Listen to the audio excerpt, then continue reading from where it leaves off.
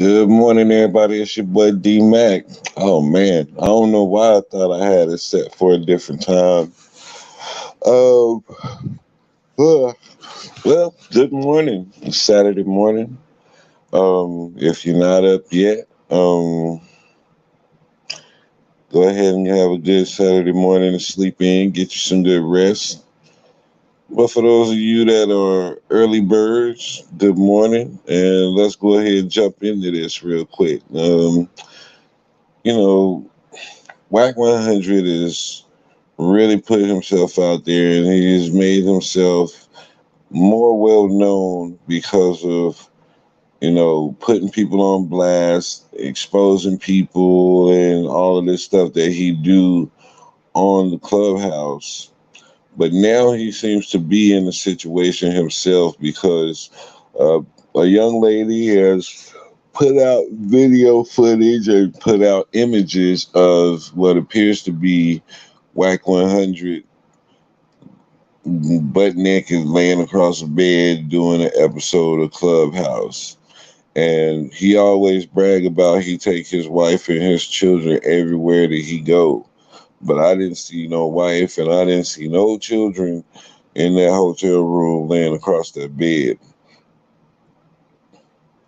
Dudes like this are, uh, uh, well, unfortunately, it's not something that's an uncommon practice, but dudes like Wack 100 who like to talk themselves up as if they're this and that, it's it's refreshing whenever our suspicions are confirmed and verified because we all know that Wack 100 tell lies. We all know that he put 5 on 100, and what that mean is, he'll take something and blow it out of proportion. He'll take a molehill and make it a mountain. And so, with this situation right here, he can't really talk his way out of it. So he been quiet lately. He been mighty quiet lately as to where, usually he been jumped on some type of platform and been running his mouth and trying to make that person look bad, but you don't see him doing his usual uh, horse and pony show. Um, well, I call him Twerk 100 now because the way he was posted up was like he was getting ready to start twerking for a girl as soon as he got off of the phone. And once again, like I said, he's in there, and I didn't see his wife, I didn't see his kids nowhere. The ones that he claimed to take everywhere that he go because he a family man. Wow. Um, it's not a big scandal or nothing like that because like I said, unfortunately, it's very common that people cheat on each other and men step out on their lady. But when you have people like this who specialize in so-called exposing the truth and exposing people and putting people on blast, wow, when they get put on blast, it's a different story. When they get put on blast, they get quiet. They get real tight-lipped and don't want to talk about it. Good morning, lovely. Blessings to you. Hey, if y'all haven't went over to Lovely's channel and checked out her jewelry, she makes some of the dopest jewelry that you'll see. I think y'all should go and check it out because I'm definitely gonna make sure that I invest in a few pieces myself. So yeah, definitely go check out Lovely Star Beating. But back to this Mr. Twerk 100. So this dude's gotten into it with a whole lot of different people. He's disparaged a whole lot of different people. Allegedly, he has some video footage that would help Larry Hoover to get out of jail, but he's trying to sell it along with another young lady. And there's just a whole lot of things that Twerk 100 got his hands into that that's creating enemies. And so anytime you start to create enemies Whenever you do something where somebody has something on you, everybody is going to jump on it. And as you see, Charleston White is all over it. That dude's already made about 2 or 3 videos off of Wack 100 within the last 36 hours or so. And now there's going to be a line. Everybody's lining up to take shots at this dude. But what I really want to know from Wack 100 is, how you going to get caught slipping like that? I don't condone cheating. I don't condone a lot of the things that he do, but that's just a question that I'm asking because, he talks to other people as if he got his game so tight and he got everything so together that something like this would never take place with a person like him. But as we see, he's no different than anybody else. And he's out here and he's being a poor representation of what he claimed to be, which is a black father and a black husband. So get off that. Don't try to ride that label, bro. That's not for you. You can't be you can't be a gangster and a blood or a Piru 6 days of the week, and then on that seventh day you want to play daddy and try to play husband and get those accolades. You can't love the streets and your family too. You can't be in the streets and in your family life too. It don't work like that. Now I know that some people say, well, yeah, my daddy used to trap and this and that. Yeah, but when your daddy got popped and went to jail, that took him away from your family. That took him out of your life. And if he was active in your life, those types of situations would definitely put a hold on that. And so, if Wack was really in the streets like he claimed that he was in the streets, Wack claimed he was in the streets like big time. And if he was running with dudes like Suge Knight, then you know that he wasn't at home on a regular basis. You know that he was out so-called thugging and banging with his boys. I don't really know much about that because I ain't never been in a gang, and so I don't know their terminology. I don't know their politics or none of that. But I do know human beings, and I know what decent human beings do.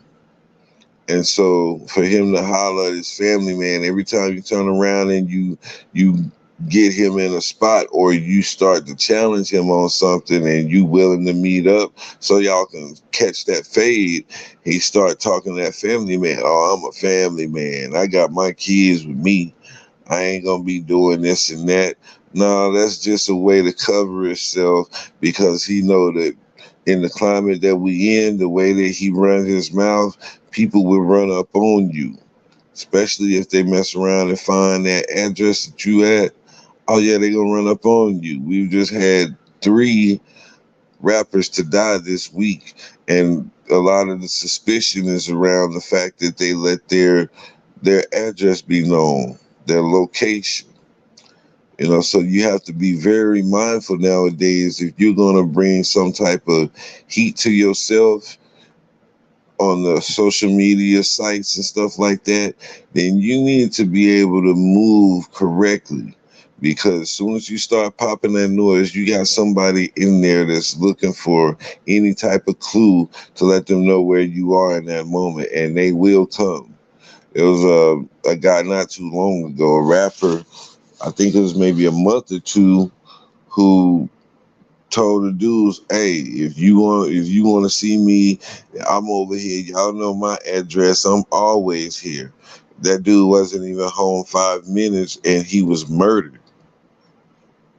So the energy that Twerk 100 put out there, and the type of enemies that he's making, who's to say that this woman wasn't sent in to set him up?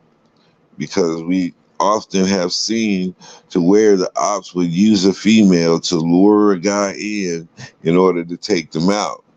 Rest in peace to Mo 3. There's often times where the tool that is necessary to get you out of place is the one that you would never suspect.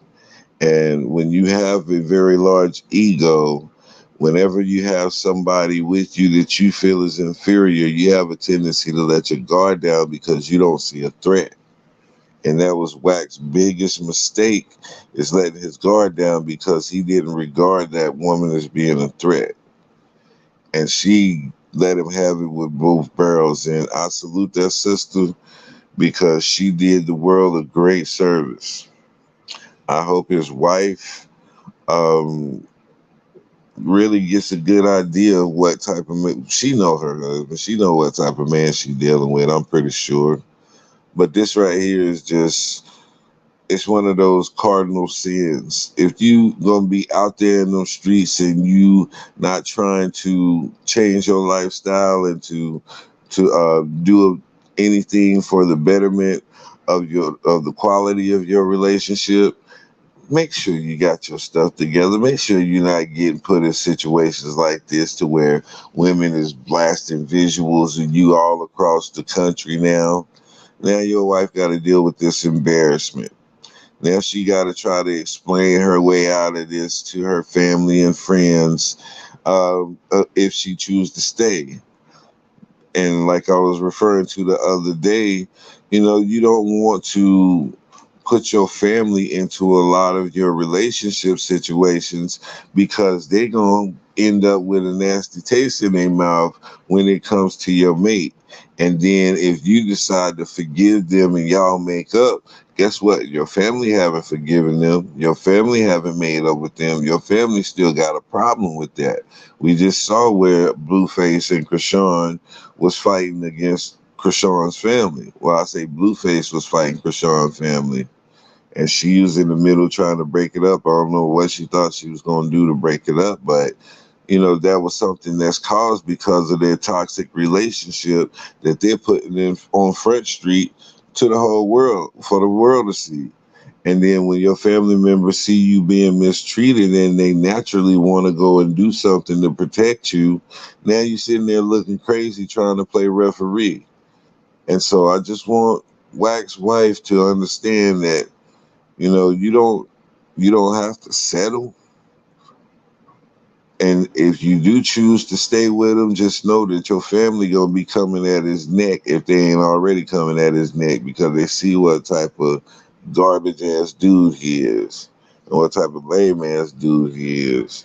I'm pretty sure she got some brothers and cousins who already recognize what that dude is whenever he came around in the beginning when they started dating and stuff. You know, but that's his burden to bear. That's what he chose to do. That's the type of environment that he put himself in. And so now he got to deal with the consequences of the choice that he made. So how is he going to deal with this? Is he going to deal with this like a man, straight up, like he always talk about? I bring it to your face. I confront things one on one, mano a mano, like a man, because I'm a man. That's what he always liked to preach. So let's see if he handled this like a man. So far, we ain't heard nothing out of him. A real man, he'll be able to admit his mistakes. He'll be able to apologize and make all of the necessary um, redemption statements that he need to and move forward. So I'm just gonna check this dude. I'm just gonna be watching to see how he handled this situation. You said ever since that Hassan situation, his life been downhill. Yeah, it absolutely have. Whenever you breathe bad energy and you put bad energy out there into the world, into the universe, that energy coming back to you and that karma coming back to you at some point. Blessings, good to see you this morning too. Yeah, that karma come right back like a boomerang. I often tell people, be careful what you speak out of your mouth because it's going to go out and it's going to accomplish everything that you sent that word out to do, but it's going to come back to you. And when it come back to you, it's not going to be void, meaning that all of that energy that you sent it out with, when it come back to you, it's going to have that same level of energy behind it in the response to what you said. And so you got to be prepared to take that. And so Wack You got to be prepared to take that. All of this stuff that you put out there, all of this bad energy, all of these toxic conversations, all of these 37 pending pull-ups. I swear Wack got 37 pending pull-up situations where he's supposed to be catching a fade with everybody. Wack just need to have an event one night and just have a big tournament where everybody he done ran his mouth with come in and get everybody get 2 minutes in the ring with Wack. He need to do that because right now he have 37 fades that are pending. So, and I'm one of them because I definitely put it out there that I want to punch him in his crater face. No, I need to quit being so violent, man. I got to get that under wraps, man. That's not a good look, especially with the calm demeanor that I like to carry. But really, that's a lot of the motivation for me having that calm demeanor is that I know that I love to fight. You know, I don't like to start fights, and I'll try to talk my way out of it and try to settle something. But if you insist on fighting and you give me that opportunity, I'm going to get this little sadistic smile on my face because in my heart of hearts, I love the anticipation of knowing that I'm getting ready to throw hands with somebody. I love looking into their face and seeing through that mask that they're trying to show me of bravado and all of that, and looking into their eyes, into their soul, and seeing how scared they really are. Sometimes it make you kind of sad that, and you don't even want to fight them. You kind of feel sorry for them because you see the fear in their eyes. I'm telling you, whenever something go down, whenever something really, really go down, and it's a life or death situation, then you can see the fear in somebody's eyes for real, for real. They say the eyes are the window to the soul. That's the absolute truth. Because when you look into their eyes and you see that fear, it's something that you won't forget. Also, when you look in their eyes and you see the life drain out of their body, it's not something physical that you see. It's something that you see, and it's hard to explain. It's like on a whole nother realm. It's nothing in this physical world that you can say to describe what it is whenever you see the life drain out of somebody's body and the life drain out of their eyes. Only people who have had the unfortunate, I don't want to say pleasure because it's not a pleasure to watch somebody die, but if you've had the opportunity or you've been in a situation where you've taken a life and you've seen a life taken and you saw their last few minutes, then when they soul leave their body, man, whenever it's gone, bro, the look in their face is just something that can never be matched. You said at least you catch yourself. That's the first step. Yeah, true, but at the same time, a lot of times my ignorance will supersede my caution and my wisdom and take it there. So, I try to stay away from those situations because I know me. I love to fight.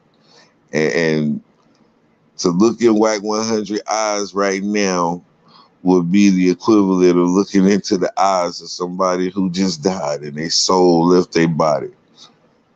Sometimes I feel sorry for people like him, but then I remember that, you know, some people just insist on bringing things onto themselves. Some people insist on talking themselves into certain situations that could bring harm to them, that can bring harm to their family, because people out here are not smart. They are not. And they are idiots, and they will come up and do something, especially if they can't get their hands on you. They will get their hands on your family members. They will get their hands on your children and whoever is close enough to you to affect you. This is something that I was leading into when I was talking about PNB Rock, because I noticed that PNB Rock and T Grizzly are real tight. Well, T Grizzly, ever since he got out of prison, he been having different beefs with all of these different people. I think he said he stole some stuff from some college guys. Those guys was beefing with him, and his aunt lost her life by a bullet that was meant for T Grizzly, and he's had a whole lot of unfortunate mishaps like that happen with him, and people around him have always been the ones who got hit and took the hit, but T Grizzly is still here. And shortly after PNB Rock was killed and robbed, T Grizzly was then robbed. And by the connection of him and PNB Rock, I was just connecting dots. And so you have to be mindful of the stuff that you do, because if you do know how to move in these streets and people can't get to you, then guess what they're going to do next? They're going to find one of your family members who don't have nothing to do with it, who out just living their life, and the only thing that they've done wrong is been connected to Twerk 100. And so whenever they catch one of those family members, one of his children, God forbid this happen, and I'm not trying to speak this into fruition because I don't wish that on nobody, to lose a child or a wife or something like that. But the energy that that dude is putting out there is creating this type of situation. It's creating this type of environment. It's creating the type of situation that when something happens to this dude, nobody's going to want to help him. Nobody's going to feel any sympathy or empathy for him. The same energy that he's put out there is what people's going to put into him. You see, when Kevin Samuels died, now, Kevin Samuels, he was supposedly doing a good thing, or doing what he was doing for a good reason. A lot of people didn't like the way that he presented his case. A lot of people didn't like the way that he talked to people. And when Kevin Samuels lost his life, a lot of people celebrated that, because people do not have sympathy or empathy for somebody who disparages everybody else and talk down to them and make them feel a certain type of way. Now, was there truth in a lot of the things that Kevin Samuels said? Absolutely, 100%. But there's a way that you say something. It's not always what you say, but it's how you say it. And this is becoming a common theme with a lot of these people. This is the common theme that Charleston White uses. You may not like what he say. You may not like the way that he says something, but you can't tell him that he's wrong in a lot of cases, because the point that he makes be great points sometimes, and he's often very right in what he's saying. It's just the way that he says it rubs a lot of people wrong, and that brings about unnecessary energy that you don't want on yourself. And so the other Friday night, when he was up in Dallas and he cheddar bobbed himself and shot himself in the leg in the club, didn't nobody have any, oh man, Charleston, I hope you get better, bro. Nah, Cass was clowning that fool the same way that he get on there with that one little cock eye and start clowning people. That's exactly what people started doing to him. Cheddar Bob. I know I was one of them. I called him Cheddar Bob. I called him Plaxico Burris. I called him everything that you could think of. And, maybe I was a little childish for doing so, but I don't care. I'm an Aries. That's what I do. I'm very childish. I'm very silly. If you give me an opportunity to make a joke off of you, I'm going to seize that opportunity. So, these guys really don't understand that the energy that they putting out there is going to have a lot to do with how people treat them whenever they come against adversity, or whenever they come against the situation that don't show them in a very positive light. And so this young lady, she really put it out there, and she's not just stopping there. She's continuing on, because we know that somebody like Twerk 100 will try to talk his way out of the situation, and we don't need him to twerk his way out of this one. Nah, bro, it ain't gonna be that simple. You're not gonna just twerk your way out of this one like you do. Man, stop laughing. That ain't funny. That ain't funny. That nigga, he twerk his way out of every situation this scene, man. I knew whenever he sat down with Takashi 69 and tried to make it seem like he was schooling him, but at the same time, he was straddling the fence. And that's what another thing that I don't respect about the man is the fact that he straddles the fence a whole lot. Either you're hot or cold. If you lukewarm, then we gonna spew you out our mouth. We don't like that. No. I don't like nothing lukewarm. Either it's hot or cold. If it's supposed to be hot and I'm going to get the maximum enjoyment out of it being hot, then I want it hot. If it's cold and I get the maximum enjoyment out of it being cold, then I want it cold. But I can't think of anything that I would want to just be warm other than my blanket. You know what I'm saying? But even still, that has its limitations. And so, Whack 100, or Twerk 100, you got yourself in a situation that you can't twerk your way out of or talk your way out of. So now went quiet on us. Now went mute on us. Now you can't talk. All of that energy that you have for everybody else, you don't have none of that for this young lady. You trying to talk to her behind the scenes because you don't want people to see what's really going on because she have too many receipts for you to try to lie your way out of this situation. And now I want to go back and appeal to Wack's wife. I don't know what type of arrangement y'all have. I don't know if you have an understanding of who your man is, and if you still choose to be with him knowing that his character is the way that it is, then ma'am, all I can really say is you getting what you wanted.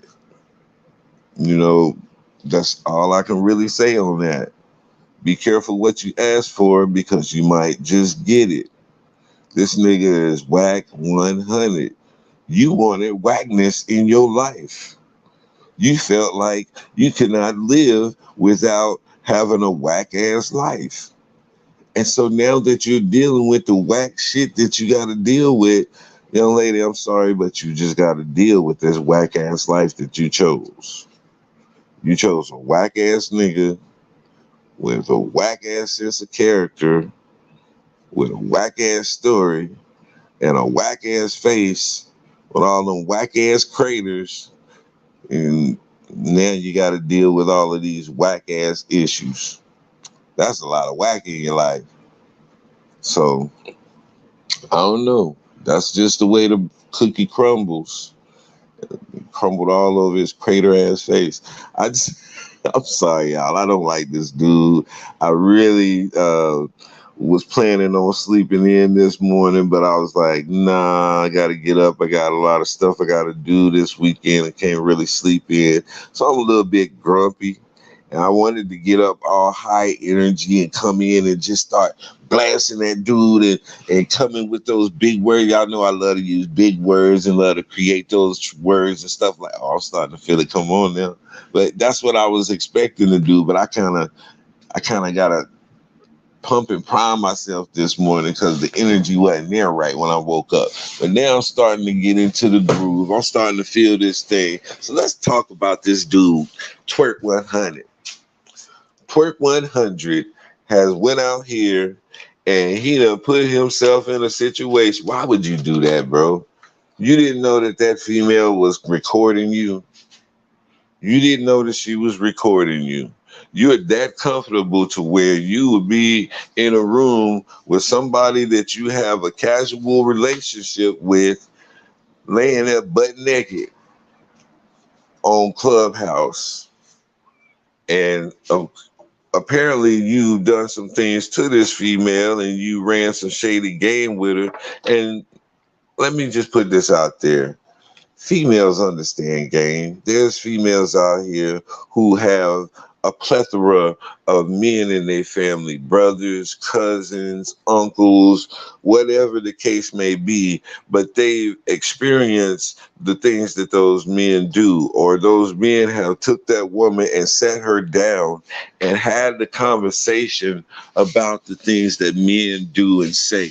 And so there's some women out here who understand how to cover themselves. Now, according to the young lady, the story that she said is somebody who's a mutual acquaintance between the two of you hit her up and warned her about you, and that's why she was able to create that video and cover herself, because she knew that you was going to do something like you're doing now, trying to cover up the fact, trying to deflect, trying to ignore and diminish what she's put out there.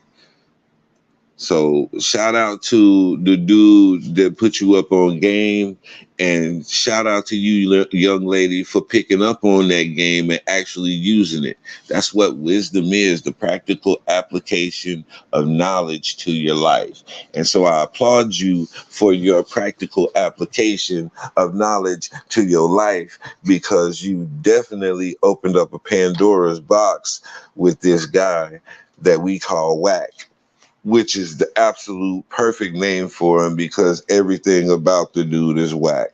You name one thing about that fat ass nigga that's not whack. It's okay, I'll wait. I got time. Name me one thing about that nigga that's not whack. Everything about him is whack, because when you're not a genuine person, and when you out here trying to get the bag and you willing to do anything to get the bag, that's going to show through in your character. It's going to show through in your spirit, and people are going to recognize you for what you are. And even though people are recognizing him for what he is, that still is not stopping him or slowing him down from being an absolute piece of garbage. Y'all gonna say piece of crap, but no, he's a piece of garbage. Absolutely. His mindset is garbage. His intention and the way that he's found to make money is garbage. There's no respect in what he does, because all he does is gossip. That's what it is. It's gossip.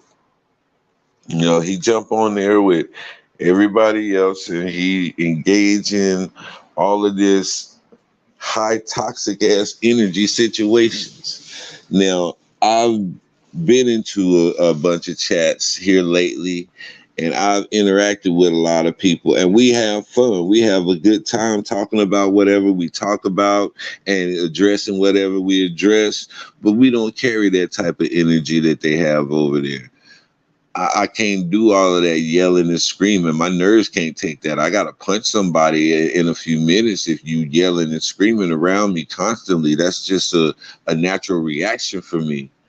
I can't take all of that yelling and screaming like that. So the way that they get over there and they start to scream and they start to get all out of character and all of that stuff like that. One thing that I've learned is that if you're going to argue with somebody and you're going to debate with somebody, one of the most paramount things that you can do is maintain your composure.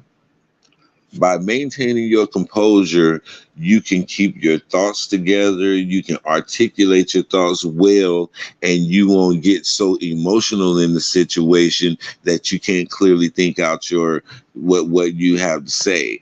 Um, Whenever you get to a certain level of anger, then your ability to make rational decisions becomes a lot. It decreases a lot. It decreases a whole lot. And when you get to that level of anger and you just start blurting stuff out, that's why the lawyers or the police officers that are interrogating somebody, that's why they like to amp them up. That's why they like to charge them up and get them angry, because if you get them angry enough, they gonna slip and say something, because now they don't care. They've gotten to the point to where that fear of getting caught and the consequences have been overshadowed by their need to defend themselves and their need to lash out at whoever. And so that's how they catch them up in their story. They get them all hyped up, get them mad, get them excited, anxious, so they can slip up. This is what's happening with Wack. Wack is now getting the same treatment that he gives to other people. And I said back when he was trying to go back and forth with Jay Prince Jr. about the whole Larry Hoover tape that him and the young lady is trying to make money off of, I was like, all that karma gonna come back on that dude so hard. And when it start to come, it's gonna snowball. It's not gonna just be one thing. It's gonna be a number of different isolated events that are just gonna snowball into something that's going to is going to destroy him. And I haven't seen Wack 100 do anything for his so-called artists that he managed, because that's one of the monikers that he loves to use as credentials for him to do and say the things that he do. Oh, I manage rappers. Oh, I manage Blueface. I manage. So I haven't seen him interact with any artists. I haven't seen him bringing forth any new artists. I haven't heard any new artists that are premiering or anything like that because of what Wack 100 is doing for them, because Wack 100 is not doing anything for them anymore. It's all about Wack doing for Wack. Wack is building up his own brand. Wack is using his artists now who got their foot in the door and starting to create a name for themselves, and now Wack is riding off of their wave. That's what he does. He's been riding off of the game wave for I don't know how long. You know, and now that the game is in a situation to where he's starting to lose everything and he may just be the next one that cancel culture consumes, now Wack is looking for another avenue to make money, because he's not able to leech money off the game's talent anymore. Blueface is dealing with his own thing. It seems like everybody that Wack 100 is around has these violent tendencies and have these violence problems in their life. You got the game dealing with, I think it's a sexual assault situation. You have Blueface dealing with, well, assaults, all type of assaults against his girl, against the girl daddy, against cousin, against whoever. And so all of these guys, they say birds of a feather flock together. I'm imagining that Wack is going to be in that situation next. He might try to go and fight old girl for putting him on blast. Who knows? That'll be the 38th pending pull-up that Wack 100 will have on the books. People just waiting. You know what I'm saying? So I don't know. I don't know what the young man is going to do.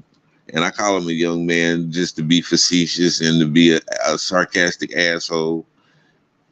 But yeah, dude, you need to get your life together, man. You need to make better choices for your family, if not even for yourself, man, for your family, because these cats nowadays, we were just talking about it last night. Shout out to Queen's World, shout out to Selena, shout out to King, people, everybody that was on the panel last night over there, and we had alluded to it. You know, you got people out here who really willing to go there and lose it all because they have no respect for life.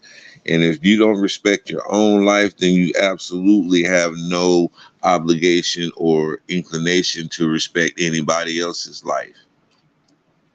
So Wack don't respect his own life. He don't respect the life of his family, and he don't see the severity of what he's doing and the potential danger that he putting them in. And if you do see it, then that means that he's okay with it because he's pressing on with what he's doing. But I tell you what, Wack, I'll be that 39th pin. No, I'm probably like number 20, 22. I think I was like the 22nd person to throw that offer out there for you. But like the 21 pending pull-ups before me, they're still in pending because you're not going to pull up on nobody. And that video of you fighting those white boys wherever you was and you knocking them out or whatever, dude, there's some people that you fight in this world that you don't even want to tell nobody because you're embarrassed that you even went to that level to fight that person, so you get absolutely no kudos for it. That was one of those type of situations right there. Wack, you get absolutely no kudos for knocking out some dudes who, well, first and foremost, both of them put together probably wasn't even your weight. And so it's like a heavyweight. It's like Mike Tyson fighting Floyd Mayweather. So you don't get no kudos for knocking out somebody who's like 3 weight classes under you. Where they do that at? We always got clown for that because my boys held me to a standard and I held them to a standard. We some warriors out here in the streets. We throw our hands with people twice our size like Goliath and David out here. And so when we got somebody, oh, who's that? Good morning, Corey. What's going on?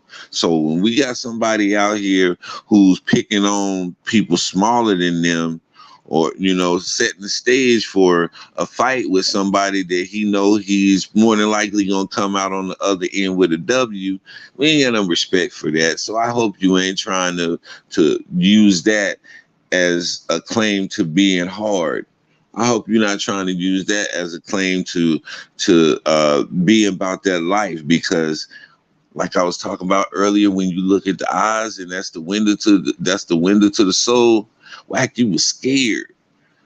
The way you was backing up, the way you was backpedaling and shuffling your feet. Y'all remember when Kevin Hart said he got that one little shuffle move that he do whenever he trying to bulldoze somebody so that they don't want to fight him? That one little shuffle of the feet, that's what Wack was doing, but he was doing it succinctly. You know what I'm saying? He had a whole little sequence of those little shuffles that he was doing. You know what I'm saying? Because he really didn't want to fight and he was trying to make his way to his truck. I was peeping all of that, Wack. I was watching all of your movements. I was watching your eyes, that look on your face. The look on your face said, oh man, these dudes get ready to embarrass me. I got to do something. But just so happens that they weighed a $105 soaking wet combined, and you was able to get out of that situation because you fought a little boy, basically. That's the equivalent of the energy that you put out in that situation. But you was scared. You was like Pinky when Craig was about to snatch him up. What Pinky said afterwards, that nigga had me scared, but I handled my own though. I know you said that when you got in the truck. Them niggas had me scared, but I handled my own though. You was very relieved when you got in that vehicle. Very relieved. But most people, after they knock somebody out, they stand over them and they tell them the whole speech about who they are. All day, by myself, one pillar, one chief. You ain't right, me. Everybody want to go night-night, nigga? Yeah, everybody gonna go night-night, nigga. That's how you are after you knock somebody out. But you wasn't like that, Wack. Man, you jumped in that truck so fast, I think you pulled off before you could close the door.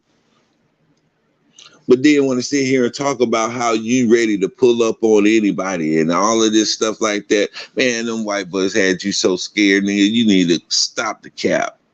Stop the cap, dog. Say salute to the chat. Yeah, this dude is so cap. So cap. We need to get him some Captain Crunch. We need to get him a Captain America shirt.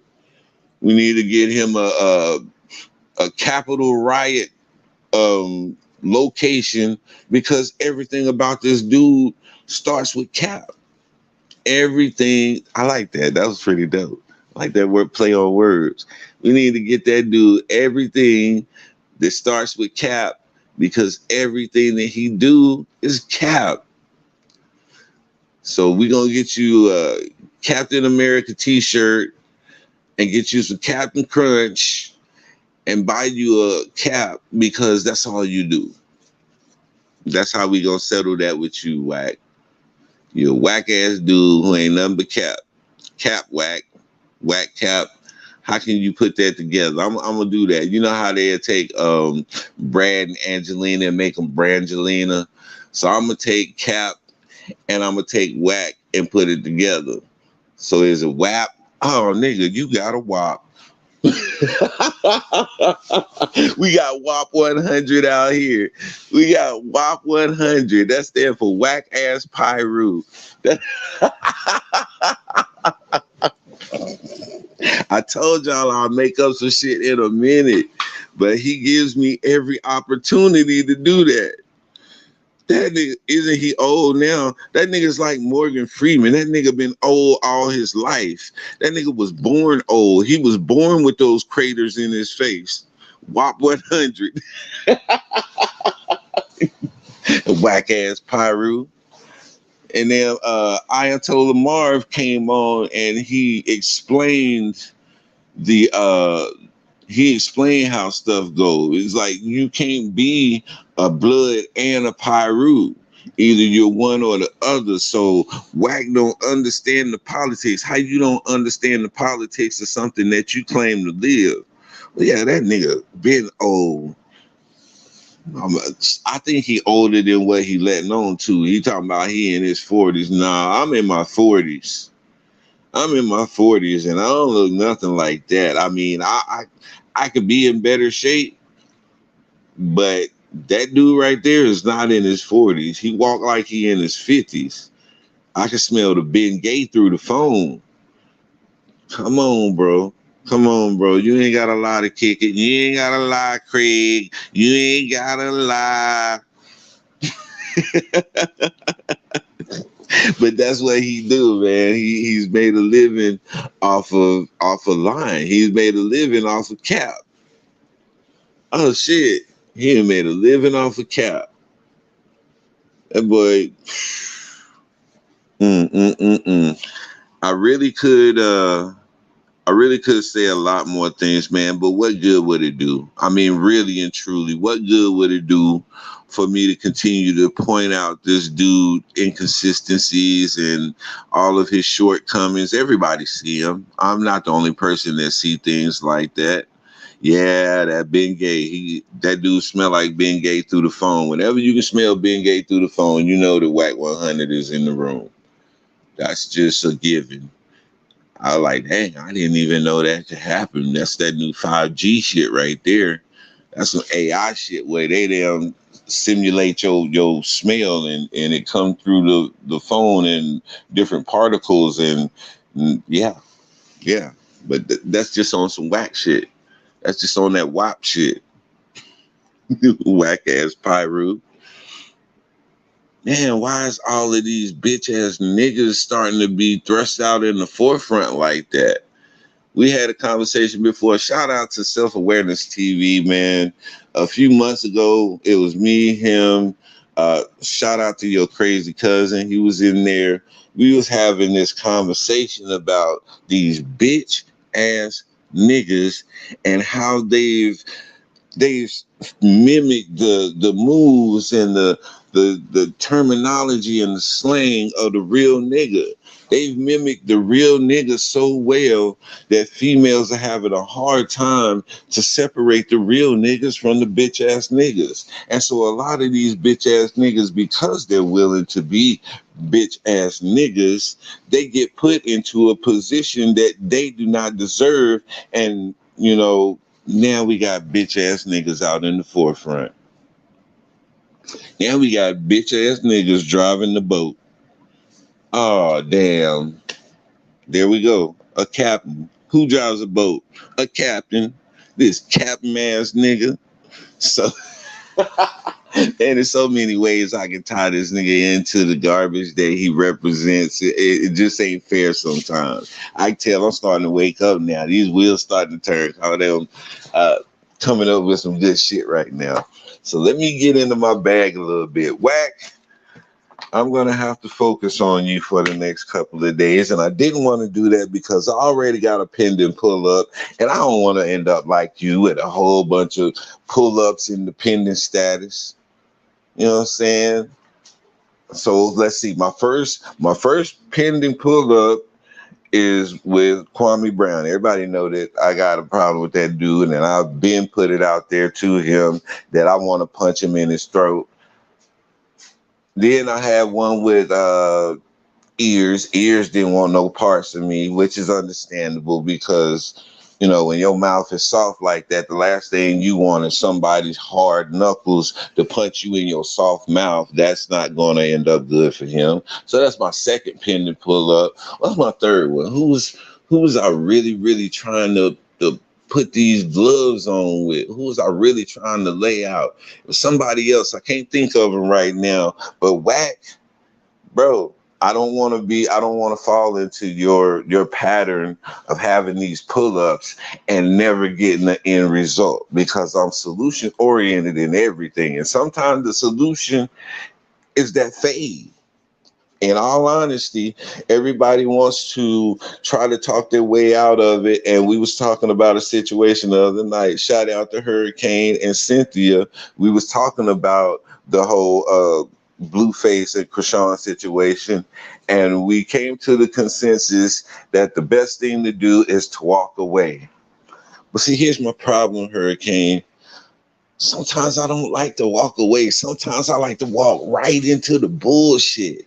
It feel like when you go outside and you took your shoes off and you got that soft grass, that real thick soft grass, and you just walk through the yard and let it just caress your feet. That's what I like to do with bullshit sometimes. So I like to walk right up in there with my pants legs rolled up and just walk right in the shit. That's me whenever I get in those moods. And so, I do take the high road whenever I can, but oftentimes I'm letting you know I'm gonna run right to the bullshit. Cause it's fun. It's fun. We got a whack ass Piru out here who's advertising that WAP. And so it has to be addressed. It has to be talked about. I'd love to see these people in person one day. I'd love to get out and actually run into them to really check their temperature and see what they're really about. Say he from the Valley. I don't know. I seen some Valley boys with some hands now. I got a couple homies, man, that if you see them right off rip, if you see them, they the dudes who wear those little, you know how the white boys wear the little khaki shorts, the real short khaki shorts with the Sperry's and the little button downs. I got some homies that walk around like that. Trevor and Zach will whoop your ass. They from the Valley, so I don't really put nothing on where they from like that. 'Cause I know some Valley boys just about that life. But yeah, I see. It don't matter. It don't matter where Wack is from. Wack could be from Hell's Kitchen. Wack could be from the belly of the beast. Wack could be from any of the. Wack could be from O Block. He's still a bitch ass nigga from O Block. He's still a bitch ass nigga from wherever he like to claim. He's still a bitch ass nigga from LA. He's still a bitch ass nigga from California with that WAP. Whack ass Piru. You said throat punch is your go-to. Yeah, throat punch always subdue somebody. You hit him in that throat or you catch him in that nose on that first punch. Yeah, you setting yourself up to go ahead and take him out with a 2-3 piece combo. Yeah, these bitch ass niggas have taken over in a sense because real niggas been standing back and we've been allowing too much shit to come through not being checked. Niggas like Wack 100 should have been checked a long time ago. And that's something that, I say that a lot of the people in the music industry that's considered real ass niggas, they need to be held accountable for that. You say you fear going to jail? Do I really fear going to jail? Maybe for murder. I don't want to go to prison for a long time. But if it's just for knocking somebody out and I got to go sit down and spend the night, I ain't got no problem with that. I do that, no problem. That's like if I get a traffic violation or infraction or something like that, and they trying to hit my pockets. Good morning, Kodak Black. What's going on? But yeah, if I get in a situation now and I have a traffic infraction or something like that, and it's just a money grab and they trying to hit my pockets, shit, I go sit that shit out. I ain't got no problem with that. People feel like, Too good to go and sit out a ticket. Shit. I'd rather keep that 400, maybe 500, $600 in my pocket and go sit down and take this nice little vacation in the gated community for a couple of days. Because, you know, if you have a debt to the court, let's say it's around $600. If you go sit down in jail for about 4 or 5 days, then they're going to erase that debt and give you time served. You can't sit in jail for 4 or 5 days for punching somebody in their throat. Sometimes I might take that deal. Sometimes it is worth it, and I go take that little vacation. Most of my days are open with my schedule anyway because I'm retired, so I won't be missing out on nothing. I go sit down for a week, come home, and pick up right where I left off. So, some situations I will take that chance and go to jail just for the satisfaction of feeling my knuckles in the back of their face. But that's neither here nor there. I need to quit promoting violence because violence never solves anything except for that feeling of immense satisfaction that you get whenever you slide somebody and you see them snoring when it ain't time to be asleep. It ain't nobody else around sleeping, and nobody took no dose, and they laying over there curled up sleep. There is a sense of satisfaction in that. Anybody who like to fight know, and they ain't gonna lie. I'm not gonna sit here and try to make myself out to be a noble guy who just does everything right and make all the right decisions and just stand up on every end. No, I got some inadequacies. I have some shortcomings too. And one of my biggest shortcomings is I like to fight. Oh, if fighting was a girl, that would be my wife.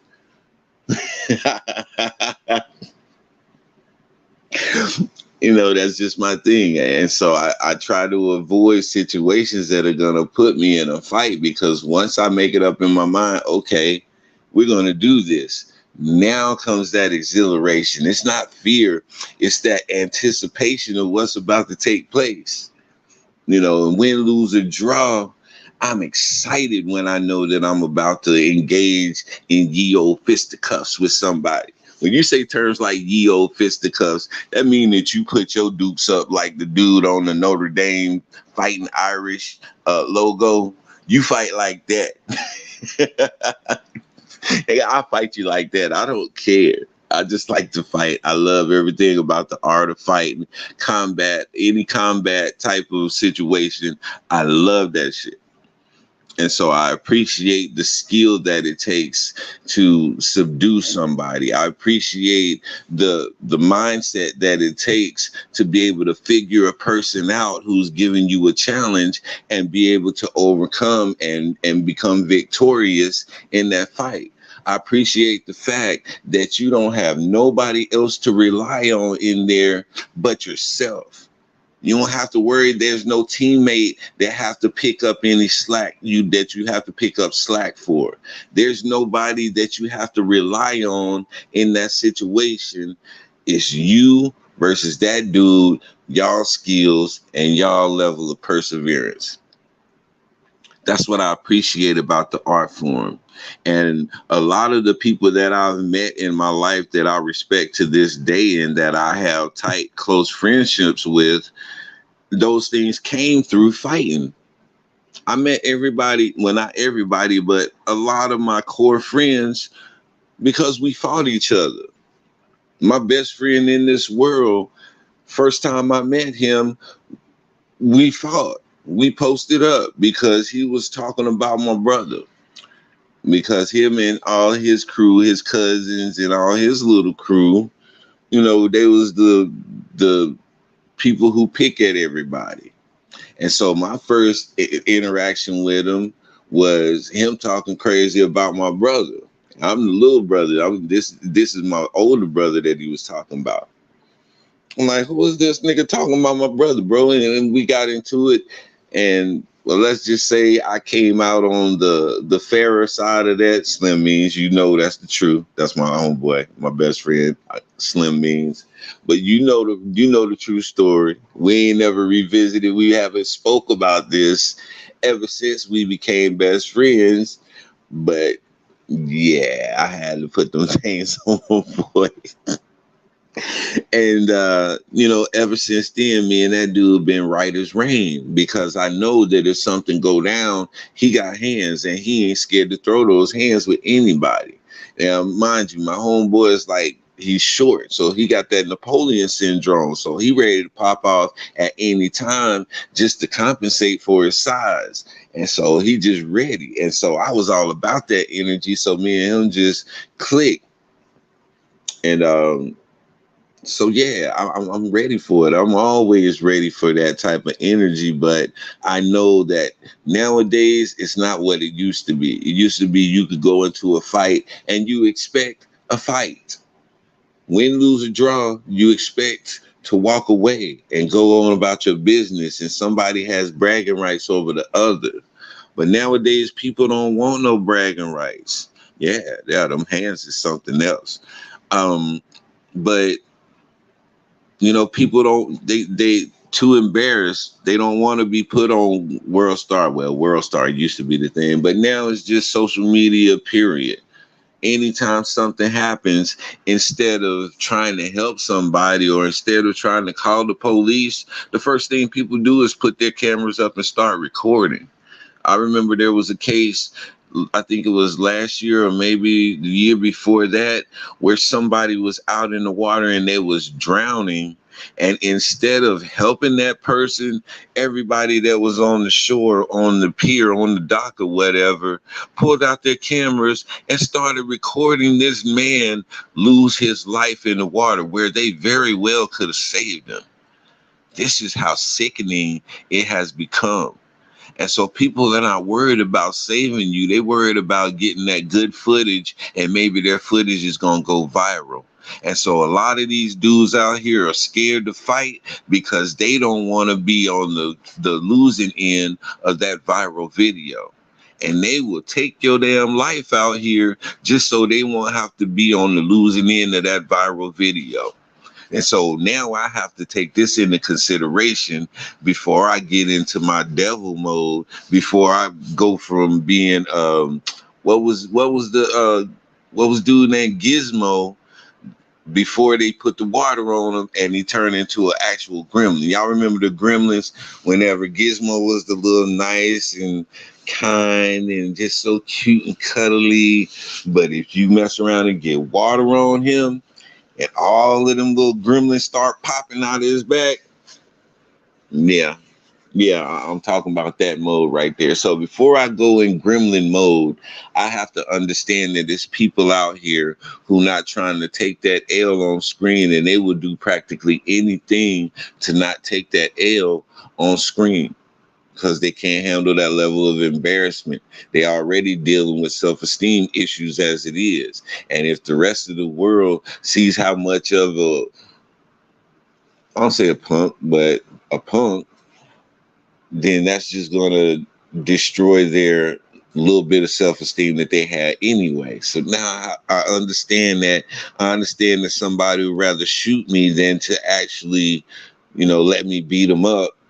I have to kind of survey who I'm dealing with at that point. And I have to, just think about those things. I think first. You said last fight you got into, you almost got jumped. Oh, see, when people jump you, that right there, I pray that never happened to me. I constantly had this conversation with Yahweh. I'm like, Yahweh, you know me. You know my heart.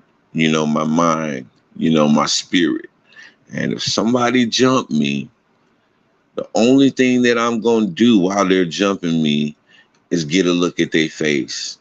I'm not going to look at anything. I'm not going to look for a way out. I'm not going to look for anything other than their face. And their faces are going to be etched into my brain because I'm going to go on a hunt. If they don't kill me, I'm going hunting.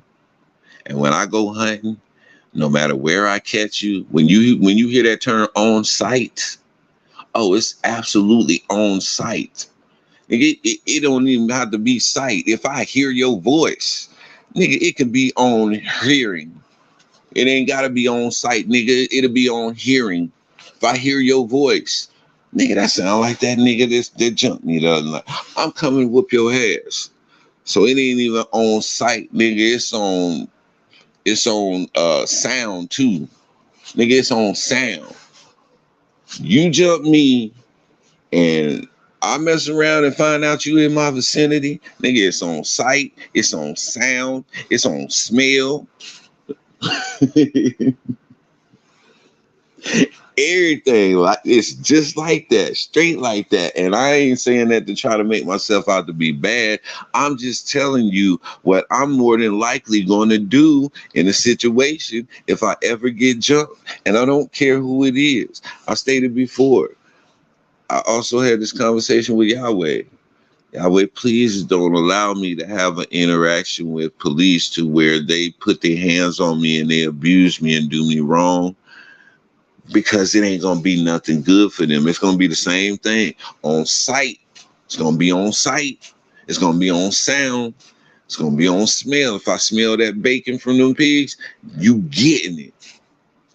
And so I often have that prayer. That's really one of my prayers, because I know where I'm going to take it. If a few police officers jump on me and beat me and abuse me in that manner, oh, it's way too easy to find information.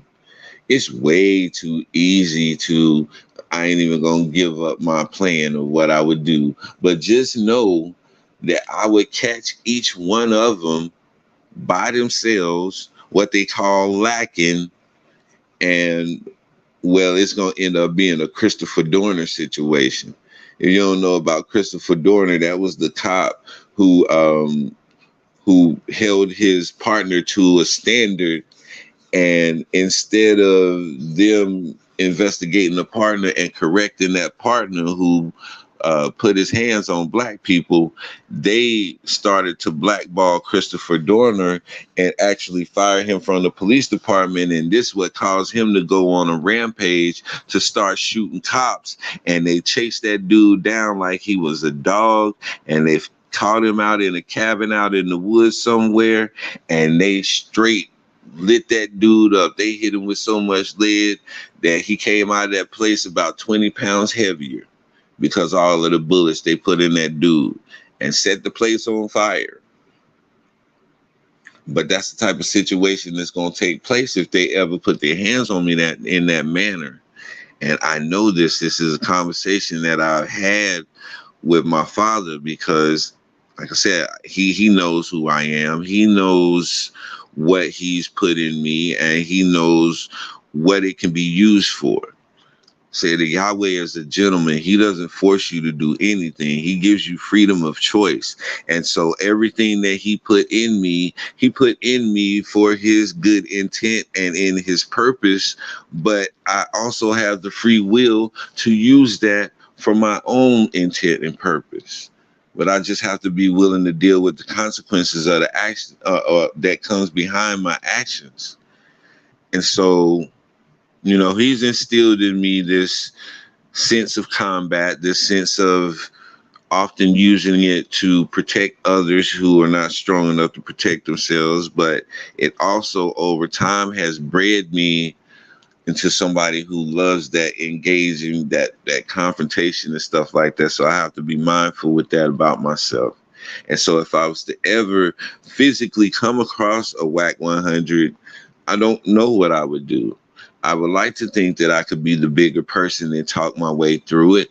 But then this petty ass side of me, I just know that it's going to come out at some point. Cynthia, you said who's Dorner? Chris Dorner, who's that? He was a police officer in LA. This was a few years back. And he had a partner who was a racist officer who abused a lot of people that they came in contact with. And so this one particular time, his partner abused somebody, and Christopher Dorner reported his partner. Now, instead of the command or whatever reprimanding his partner, they began to put up that blue wall that they love to brag about so much. And they turned on Christopher Dorner for trying to bring one of his own and hold them accountable. And so they pressured that dude and they pressured that dude until they fired him from the police department. Well, after they fired him from the police department, Christopher Dorner decided they don't deserve to live. These people don't deserve to be here. And so he went and got an assault rifle and he began to strategically go around and shoot every police member and every police member's family that he could come across. And then whenever the police department got wind of what was going on and that they were under attack, they tried to make it seem like that this was just some crazy guy who just have a vendetta against police. But when you find out the backstory, you find out that Christopher Dorner was one of their very own that they turned on because he tried to hold one of them accountable for beating black people. And Christopher Dorner was a brother too.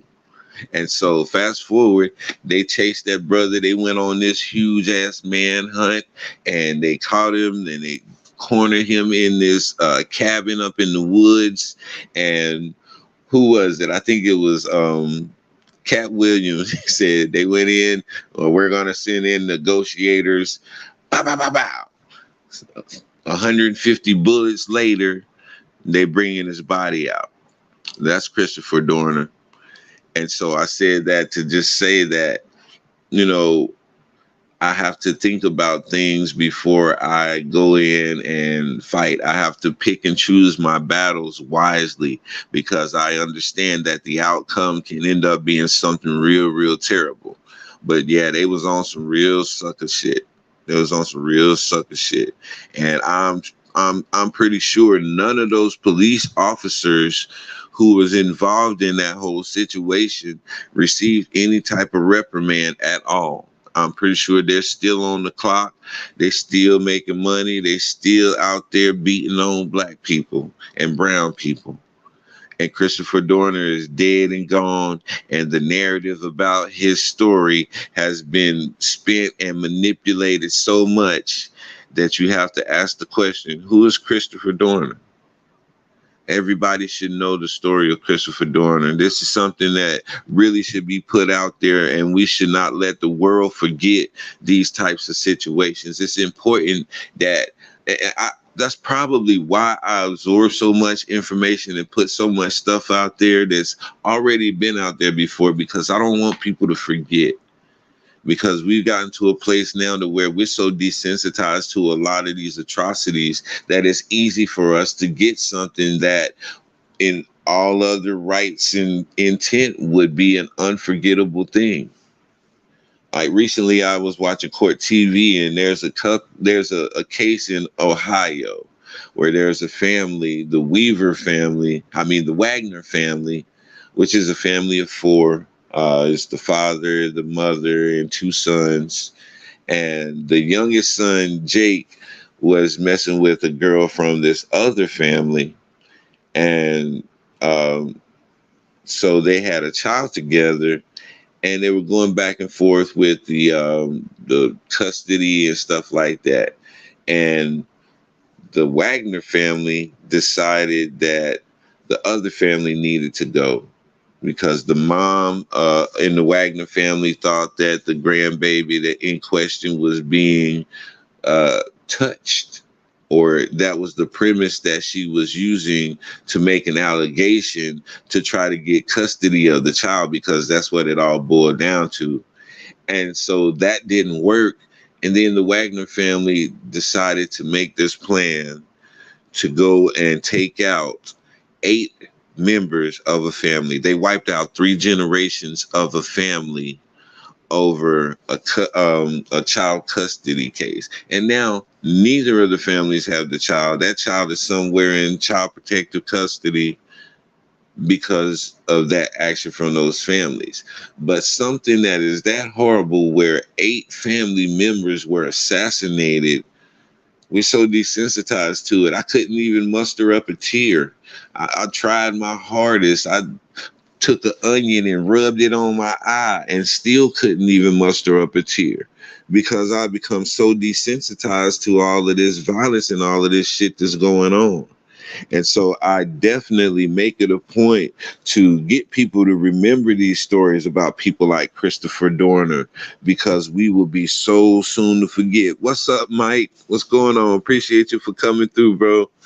Yeah, just talking about this dude, WAP 100, this whack ass Piru out here who got caught laid up, spread eagle, showing his WAP.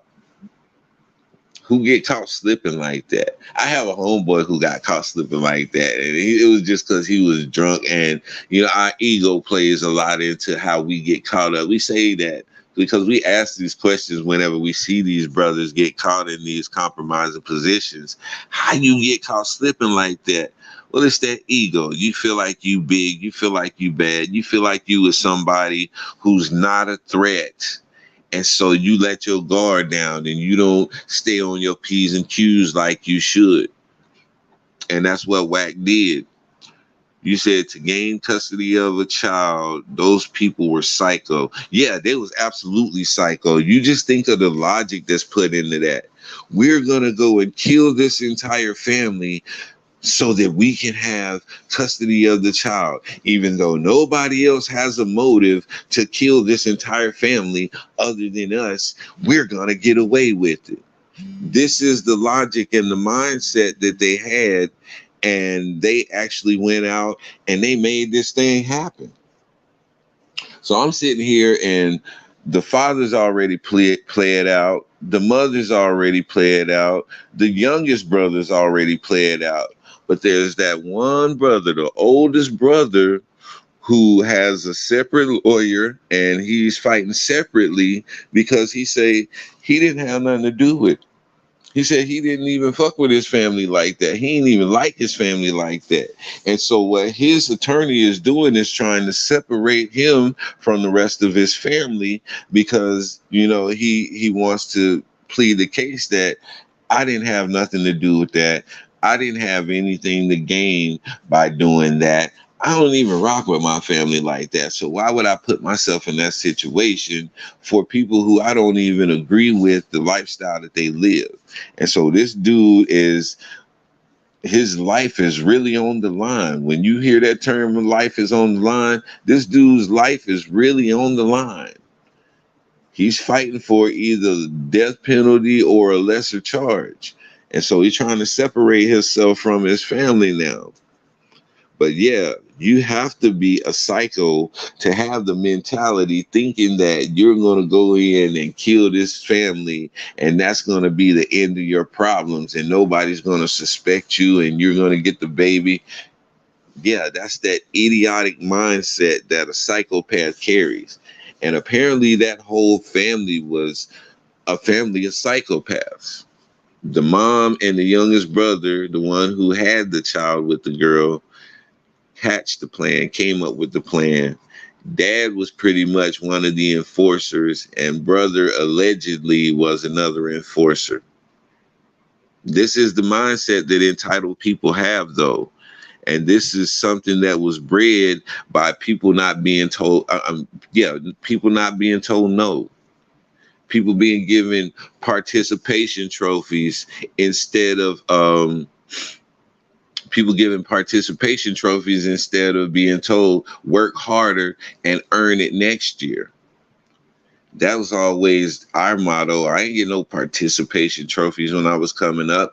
If you did something that was outstanding from the rest of your cohort, then you receive recognition for your outstanding effort. That's the way it always been. And so to sit here and have to deal with these entitled ass people who expect a participation trophy anytime they do what they're supposed to do is just beyond belief for me. I can't comprehend that. I just can't swallow that pill, because I'm not going to reward you for something that you should do. That is the bare requirement. Something that is the bare minimum requirement. I'm not going to reward you for that. I'm not going to give you a pat on the back for that. That's what you should do. That's like people out here who want kudos for doing what they supposed to do concerning their children. You their father. That's what you're supposed to do. You they mama. That's what you're supposed to do. What the fuck you want, a doggy biscuit for doing what you're supposed to do for your children? That pisses me off a lot of the time. People out here looking to get pat on the backs because you paid your child support. Nigga, that's what you're supposed to do. Who gonna give you kudos for that? You want kudos because you took your baby to the mall and bought him some shoes. Nigga, that's what you're supposed to do. Everybody want these pats on the back for doing the bare minimum shit. No, we're not doing that. And you see what the end result, it creates people like the Wagner family who feel like their answer to their problems to get what they want is to go and murder a whole family and take out 3 generations. That's what participation trophies brought. Thank those lame ass people for that. You say a whole family off the chain. What kind of upbringing they had? Sounds like a movie, real life shit. Yeah, it do sound like a movie. But if it wasn't on court TV and I wasn't watching those people in there give their testimony, I would say it would be a Lifetime movie or some shit like that. But now this is real life. This is real life. And I'm pretty sure somebody is fighting for the movie rights right now already. You know how Hollywood is. You know Netflix gonna have that shit up as a movie pretty soon. And speaking of that, there was another case on there. There's a lady named Lori Vallow Daybell and her husband, Chad Daybell. They're a part of a religious organization, and they've been preaching this end time doomsday message, and they bought into it so much that first Lori killed her first husband, had her brother to shoot and kill her second husband, and the third guy that she married, which is the guy that she's actually with now. Well, they're not together, they're in prison, and I'll get to that. But the third guy that she married, he killed his wife in order to be with Lori. And so now you have 2 doomsday idiots out here running around with this fanatic mindset, thinking that they have to purge and they have to purify the world because we're in these last perilous days and Jesus is about to come back in 37 minutes, and took and killed both of her children. Buried them on the side of the house of the man that she just married, and then they went to Hawaii on vacation. And the grandmother hadn't heard from her grandchildren, and she was calling Lori, asking where the kids are. Lori lied, said that one of her friends had the children. That friend said, no, I ain't got the kids. And so then the grandma got scared and she called the police. And so the police had to force Lori and her new husband to come off of their honeymoon in Hawaii to answer questions to where these children are. Come to find out them kids been dead and buried in the side of dude's house. And so now they're on trial for their life. You have some real sickos out here in the world. And you know that this trial is not even over. These people are still grieving for the loss of those children, for the loss of those men, and for the loss of that woman. And Netflix already got a movie out about it. It's called A Mother's Sins or something like that, featuring on Netflix now. Netflix capitalizes on the negativity and the dysfunction and all of this toxic ass energy. And so this is why we're so desensitized to the violence. This is why we can see a tsunami take out a whole entire city and we don't feel nothing for it. You said, let me see what else we got. He said we had to work for everything we achieved for sure. We're all winners is BS. Absolutely. Thank you for saying that, Corey, because that's the truth. That's the truth. And this situation that happened with this football game, Aqib Talib, the former NFL player, him and his brother, where his brother shot and killed that coach at the Little League football game. First and foremost, why the hell did you have a gun at a little league football game? I know those games get intense. I used to be a little league coach, and there was many times where I had to break up parents from fighting because you ain't have to hit my son like that. Your son ain't have to do that cheap shot. What you been teaching your kids over there? And then it goes from there. Shit, we had a parent who threatened to set the whole damn field on fire. And the looks of this dude, I believe he would have found a way to set that whole field on fire. It's crazy how people have this sense of entitlement and they feel like they can exact revenge on people because they didn't get something that they feel they deserve, that they absolutely did not deserve. But this is what these participation trophies have bred. These people who walk around with this sense of entitlement now. You got to give me something even though I didn't put full effort into it. That's exactly what entitlement does. That's exactly what participation trophies developed in these children. I'ma just lag and drag my feet and half-ass everything because I know they still gonna give me a trophy at the end anyway. I'ma still get rewarded for not trying hard enough and for giving up in the face of adversity because I'ma still get a participation trophy. Yay. And so now you got all of these lazy, half-ass people who run around who got a job that's very important, that's important to life or death. A person may be an air traffic controller. But because that air traffic controller lived the life of getting participation trophies, now when he go into that tower, he half drunk, he half sleep, he's slipping on his numbers and shit like that because, hey, y'all gonna give me a participation trophy anyway just for showing up. I didn't have to show up. I could have stayed at home. This is what participation trophies have bred in our society now. And so now when you have these planes falling out of the sky or these planes running into each other and shit like that, is because you got a motherfucking air traffic controller who got participation trophies growing up. So he never had that challenge to be the best that he could be and to be on point. Yeah. That's the correlation of that shit. People don't really see it like that because they don't sit down long enough to put those damn dots together. You said why we didn't hear about this? What the which story you talking about, Cynthia? The Lori Vallow story? Well, that story a lot of people haven't heard about. It's on Court TV.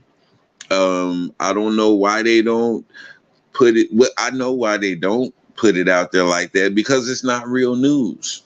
The story that I was talking about before that, 10 times worse as far as the amount of bodies and the amount of just psychotic energy that went into it. But once again, we're so desensitized that stuff like this don't even make the news anymore. Everybody's so preoccupied with this January 6th committee and all of the charges that Donald Trump can possibly be facing and the DOJ doing this and this department doing that. We are so preoccupied by all of this other shit that we're desensitized to anything like that. So if we did see it, if they did put the story out, it would be out of sight, out of mind because we're so desensitized to all of this senseless violence. And so that's probably why nobody knows who Lori Vallow Daybell is. Her and her husband are some absolute sickos. They bought into the concept that these are the last days, even though Yahweh told us that we're not going to know the day or the hour of the coming of the Son of Man. But what you can do is look for the signs that's going to show you the beginning of the end.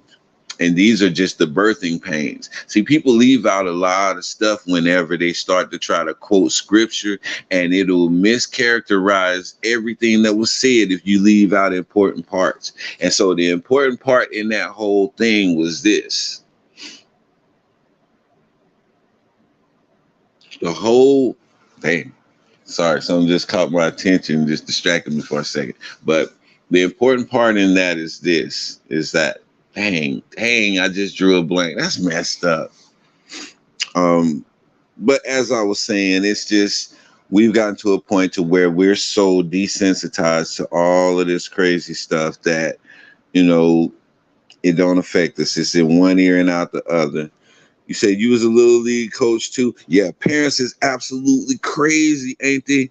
One thing I used to do to parents whenever because you got a lot of parents who won't volunteer to coach, who won't volunteer to help out, even though they have all the time in the world to do so, because they'll bring their lawn chairs and post up on the side at every single practice.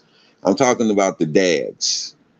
They'll post up at every single practice, yelling out there at what they think their son should be doing and this and that, but they don't want to come out there and give their time to help. Like, you seem to have a whole lot of football knowledge. You ever think about volunteering some of your time out here with these kids? Ah, man, I really don't have a time like that. You know, my schedule don't permit nothing like that. And they'll give you every excuse why they ass can't come out there and impart wisdom and what knowledge they have into those kids, but they can sit their ass over there on the sideline and holler at the coaches and holler at the kids at what they think they should be doing, and they be living vicariously through their children. And so, yeah, it was a lot of times I had to deal with those types of parents, and I had to check a lot of parents too. Look, if you want to be a coach, then you go in there and you see Donnie. Shout out to Donnie at the Boys and Girls Club in North Carolina. You go in there and you see Donnie,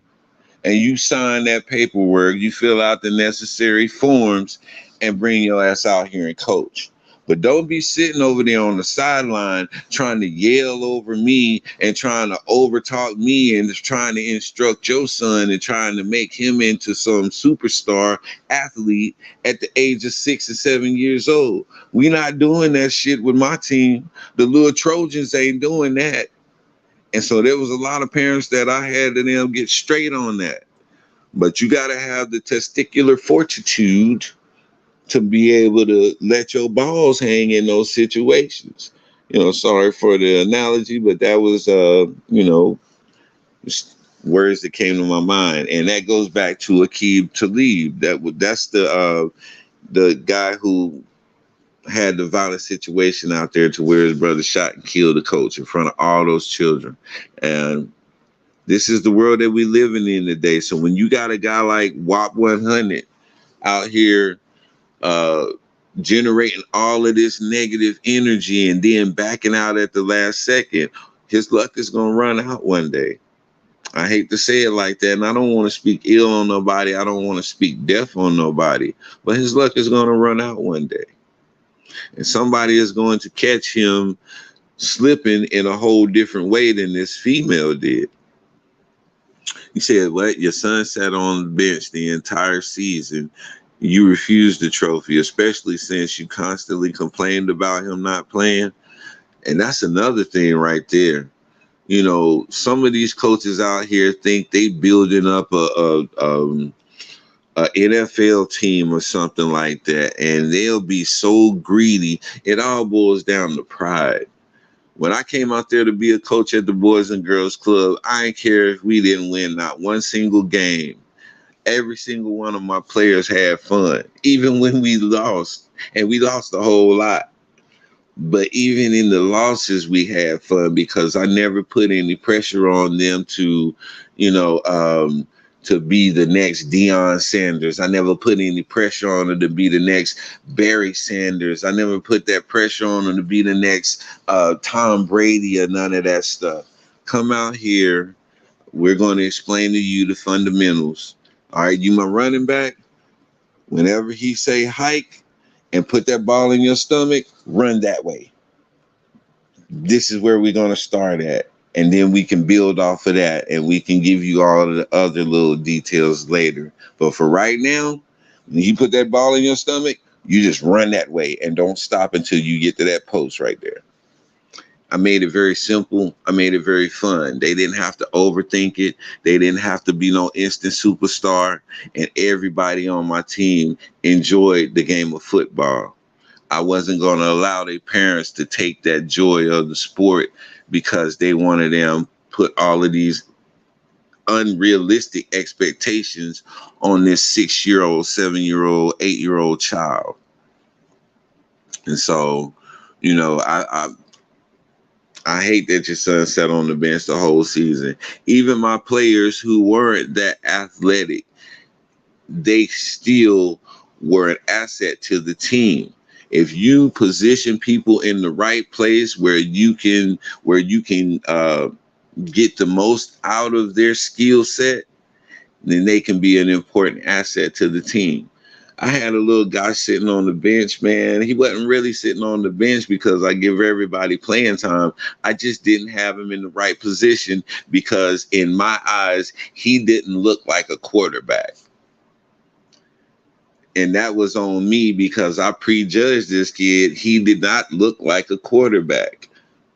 And then when our first string quarterback went down, our second string quarterback was absolutely terrified.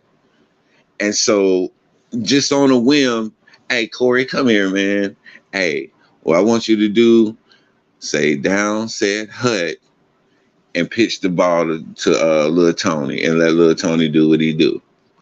So Corey gets back there, down, set, hut.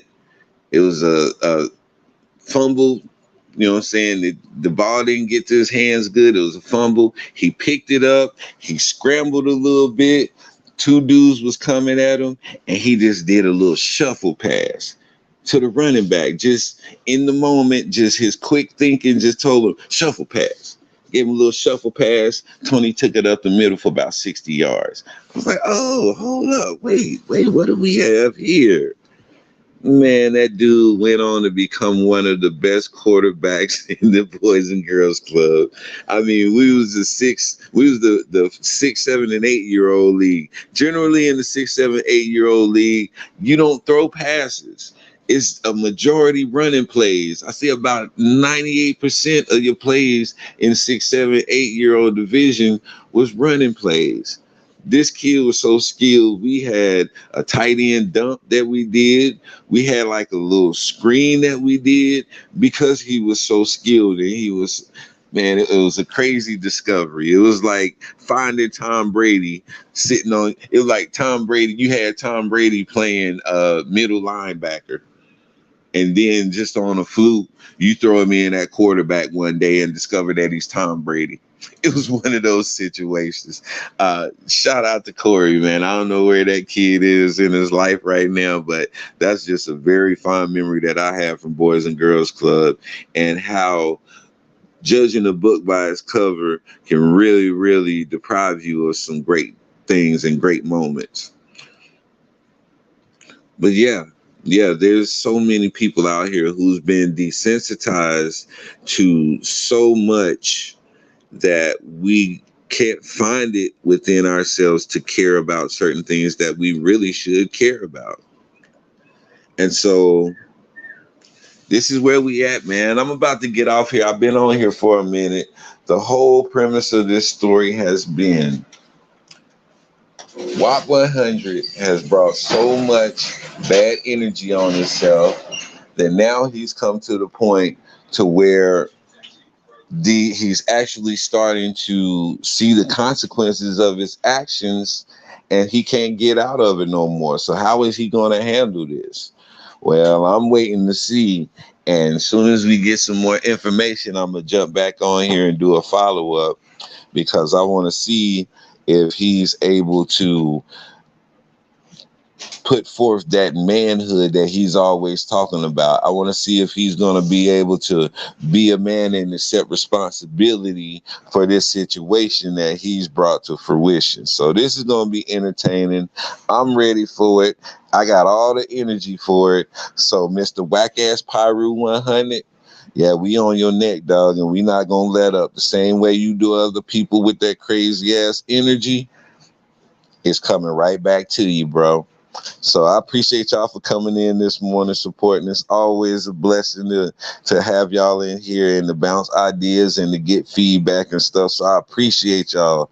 And y'all have a blessed Saturday and the rest of the weekend. I'll probably be back on here sometime today to talk some more shit, but that's neither here nor there. Y'all have a blessed day. This your boy D-Mac. Y'all know what I say. Sticks and stones can break your bones, but the word can always heal you. I'm out.